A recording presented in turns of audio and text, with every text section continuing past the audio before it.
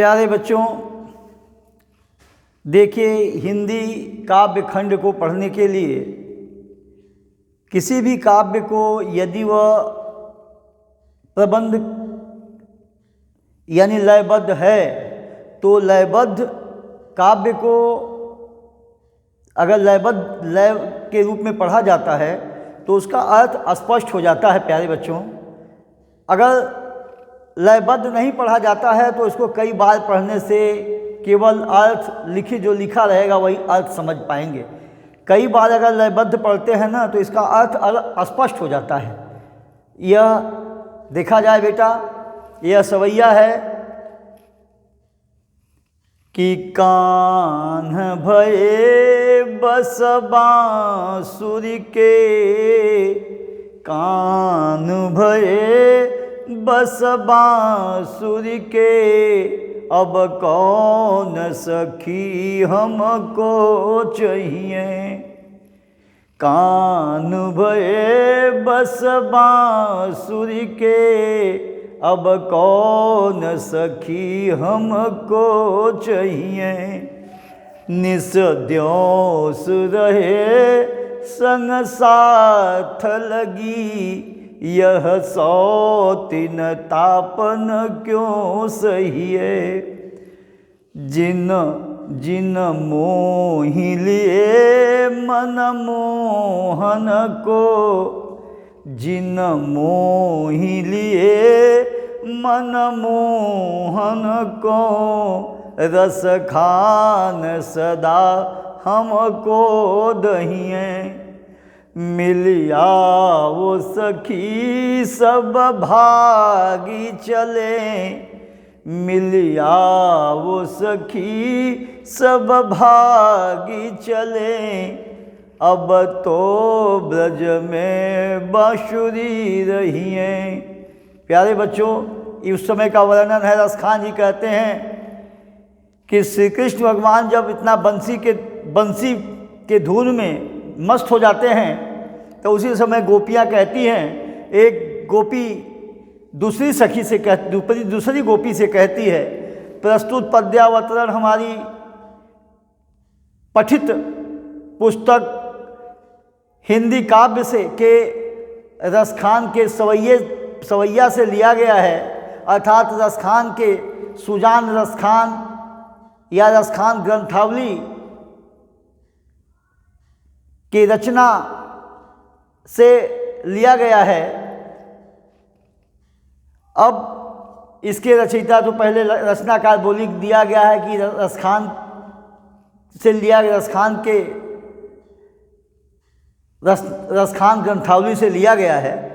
तो अब देखिए बेटा, इसमें है क्या, एक गोपी दूसरी गोपी से कह रही है, आपस में बात कर रही हैं कि कान भये बस बांसुरी के, कान भये बस बांसुरी के, अब कौन सखी हमको चाहिए। कह रही है गोपी कि श्री कृष्ण बांसुरी के बस में हो गए हैं, यह बंसी के बस में हो गए हैं, अब हमको चाहने वाला इस ब्रज में कौन है। इसको हमको यहाँ प्रेम करने वाला कोई नहीं है, अर्थात हमको चाहने वाला कोई नहीं है। यह श्री कृष्ण इस बंसी के बस में हो गए हैं। और कह रही है कि निस द्योस रहे संग साथ लगी। बेटा रे, निस द्योस माने रातों दिन, कि निस द्योस रहे संग साथ लगी, यह सौतिन तापन क्यों सहिए।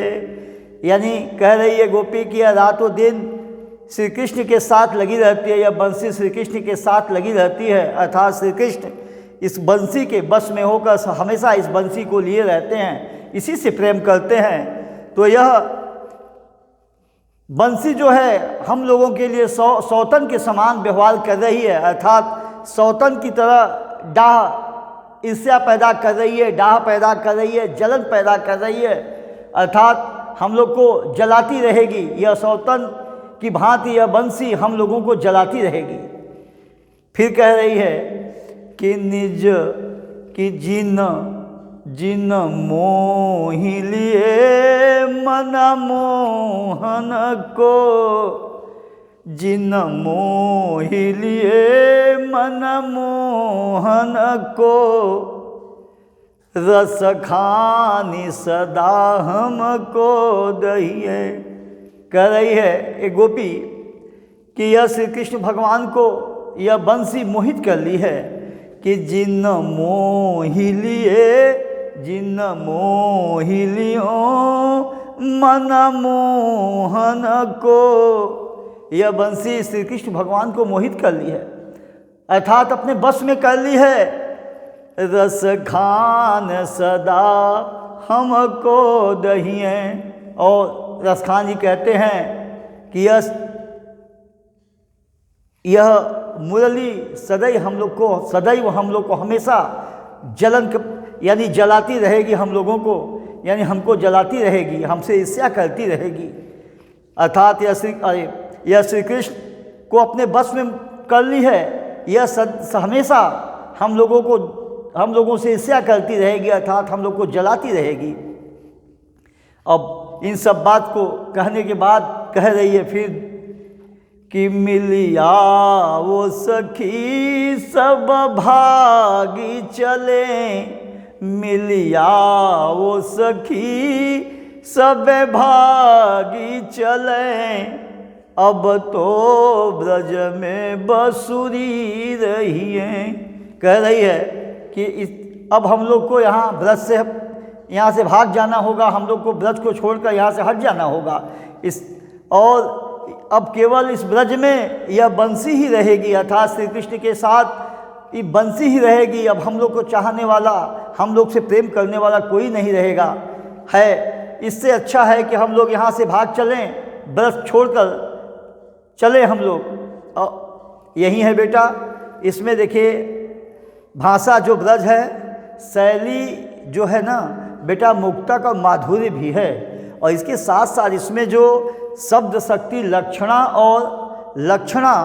और है, इसके बाद गुण जो है प्रसाद माधुर्य दोनों है। प्रसाद गुण है और माधुर्य भी है, और रस भक्ति रस भी है और श्रृंगार रस भी है। इसमें श्रृंगार रस भी है, वियोग है, यहाँ वियोग है प्यारे बच्चों। यह हे खग मृग हे मधुकर सेनी, तुम देखी सीता मृग नैनी, यहाँ बिछोड़ रही हैं श्री कृष्ण भगवान से गोपियाँ। यहाँ श्रृंगार का वियोग खंड है, तो यहाँ वियोग रस अर्थात श्रृंगार रस में वियोग है। और दूसरी स्थिति बेटा है अलंकार में, अगर न समझ में अनुप्रास तो हर जगह मिल ही जाता है लगभग, हालांकि यहाँ रूपक है।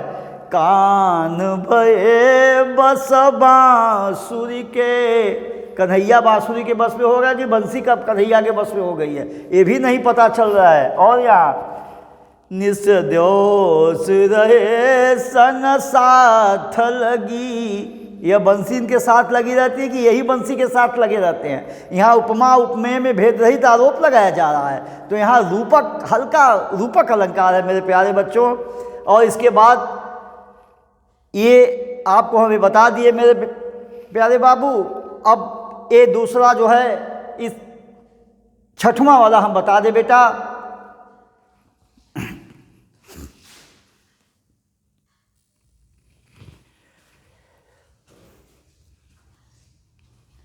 छठवां सवैया है बेटा अंतिम, इसके विषय में हम आपको बता दें प्यारे बच्चों।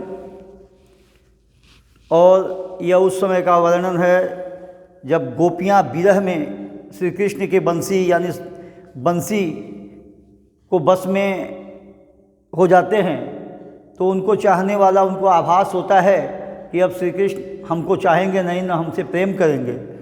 तो अपने धैर्य को धारण करने के लिए सब सखी आपस में वो करती हैं, कहीं अपनी धैर्य न खो दें। इसी समय का वर्णन है, क्या है देखा जाए कि मोर पखा सिर ऊपर राखियो, गुंज की माल गले पहिनोगी। देखिए ये स्थिति है बेटा, यहाँ पर श्री कृष्ण जी के सारी लीलाओं को जब गोपियाँ जानती हैं और उसके विषय में यहाँ वर्णन की हैं और धैर्य को धारण करने के लिए आपस में बात करके कि श्री कृष्ण जो जो स्वांग रचाते थे, जो जो करते थे, उन्हीं का नकल करके अपने धैर्य को धारण करती हैं। मोर पखा सिर ऊपर राखी हूँ, मोर पखा सिर ऊपर राखियों, गुंज की माल गले पहिरूंगी, ओढ़ी पीताम्बर ले लकुटी, बन गोधन ग्वारन संग फिरोगी, भावत वही मेरो रस खानी, सो तेरे कयो सब स्वांग करेंगी, या मुरली मुरली धर की, या मुरली मुरली धर की, अधरान धरी अधरान धरोगी, मोर पखा सिर ऊपर राखियों, गुंज की माल गले पहिरूंगी। एक गोपी कहती है दूसरी गोपी से कि तुम्हारे कहने पर मैं अपने सर पर मोर का पंख धारण कर लूँगी, रख लूँगी, यानी मोर पखा सिर ऊपर राखियो, यानी सिर के ऊपर मोर के पंख को रख लूँगी, और गुंज माने गुंजाओं की माला को अपने गले में धारण कर लूँगी, और अर्थात मैं गुंजाओं के मालाओं को अपने गले में पहन लूँगी। और इसके बाद ओढ़ी पीताम्बर ले लकुटी, लोढ़ी पीताम्बर ले लकुटी, लकुटी माने होता है लाठी, हालांकि लकड़ी भी होता है, लाठी यहाँ अच्छा बैठेगा बेटा। और पीताम्बर को ओढ़कर यानी वस्त्र को ढककर पीताम्बर से और लाठी या लकड़ी को लेकर, ओढ़ी पीताम्बर ले लकुटी, बन गोधन ग्वारन संग फिरोगी, गोधन यानी गायों के साथ और ग्वालों के संग जाकर मैं वन में उनके साथ जाऊंगी अर्थात फिरूंगी, यानी वन में गोधन अर्थात गायों और ग्वालों के साथ मैं उनके साथ रहूंगी। और जैसे जैसे वो श्री कृष्ण जी रहते थे, फिर कह रही हैं, भावतो ही मेरो रस खान, भावतो ही मेरो रस खान।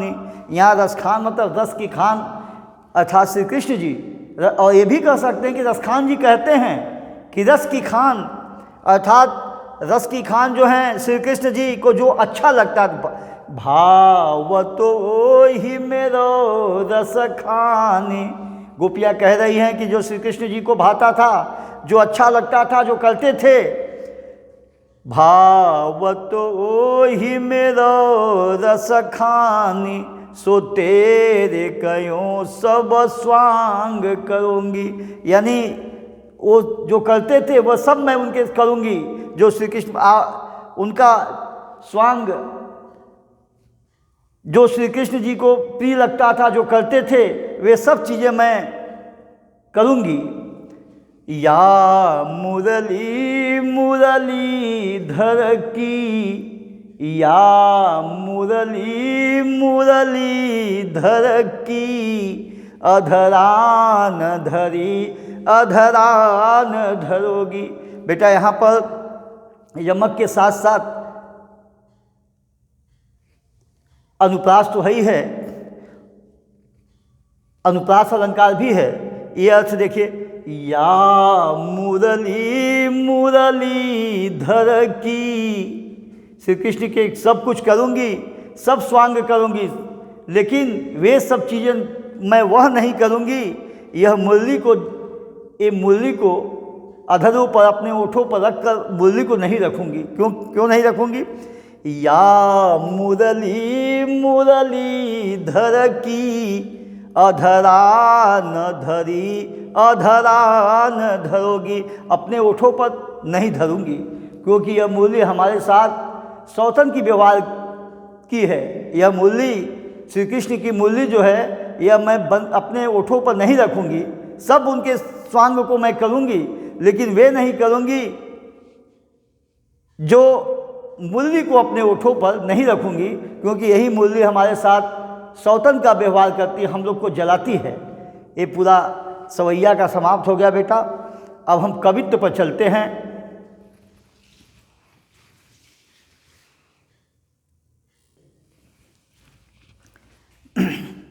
प्यारे बच्चों, अब कवित्व के विषय में हम बता दें बेटा। कवित्व पढ़ने की स्थिति है, देखिए कि गोरज बिराज भाल लह लही बन माल, आगे गैया पाछे ग्वाल गावे मृदु बानी रे। कि गोरज बिराज भाल लह लही बन माल, आगे गैया पाछे ग्वाल गावे मृदु बानी रे। तैसी धुनी बांसुरी की तैसी धुनी बांसुरी की मधुर मधुर, जैसी बंक चितवनी मंद मंद मुस्कानी रे। कि कदम बिटप के निकट टटनी के टट, अटा चढ़ी चाही पीट पट फहरानी रे। कि रस बरसावे तन तपनी बुझावे नैन, कि रस बरसावे तन कि तपनी बुझावे नैन, प्राण निरिझावे वह आवे रस खानी रे। एक कवित्व पढ़ने का लय है बेटा। एक कवित्व एक बार फिर से देख लीजिए। कि गोरज बिराज भाल लह लही बन माल, आगे गैया पाछे ग्वाल गावे मृदु बानी री। कि तैसी धुनी बांसुरी की तैसी धुनी बांसुरी की मधुर मधुर, जैसी बंक चितवनी मंद मंद मुस्कानी रे।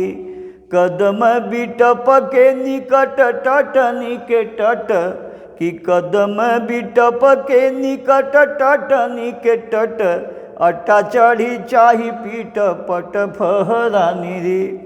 रस बरसावे तन तपनी बुझावे नैन, कि रस बरसावे तन तपनी बुझावे नैन, प्राण निरिझावे वह आवे रस खानी रे। इसका बेटा गोरज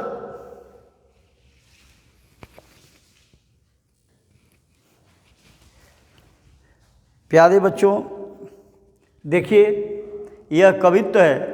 कवित्व को लयबद्ध पढ़ने के बाद देखिए यहाँ पर कुछ अर्थ जान लीजिए। गोरज, देखिए गोरस होता है, दूध को कहा जाता है गोरस, और गोरज, रज माने होता है रज कण, यानी कि जो गायों की गोधूली बेला के समय जो गाय चलती हैं उनसे जो खूल से धूल निकलता है उसको गोरज कहा जाता है।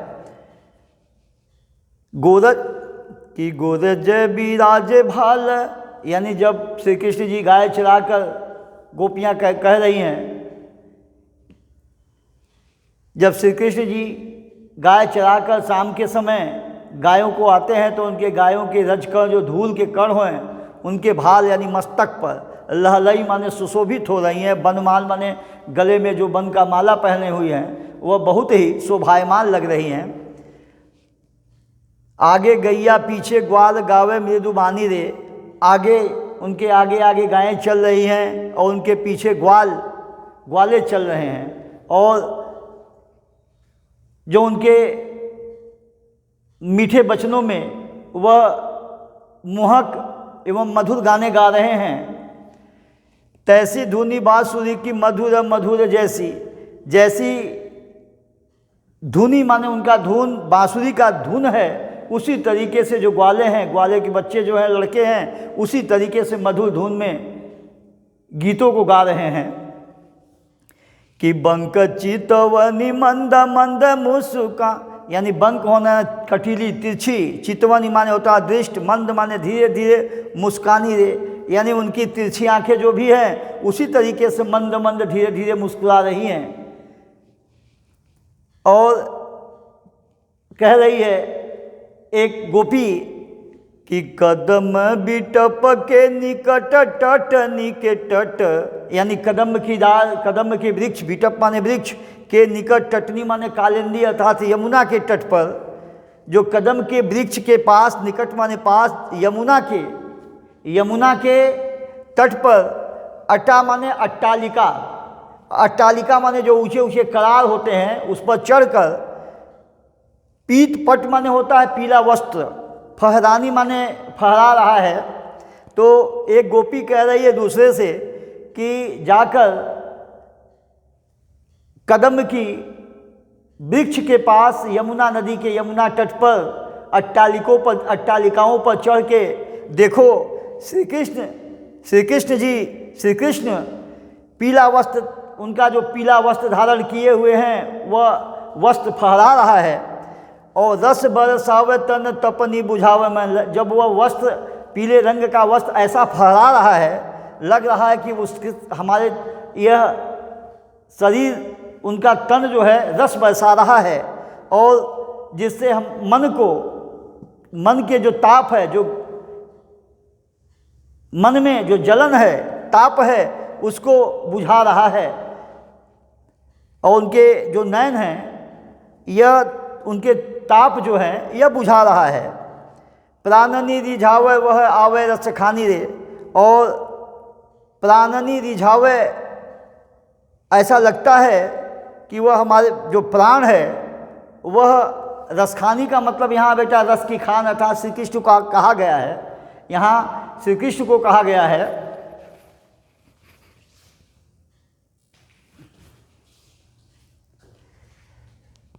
देखो बेटा, अट्टा माने होता है अट्टालिका, तो यहाँ से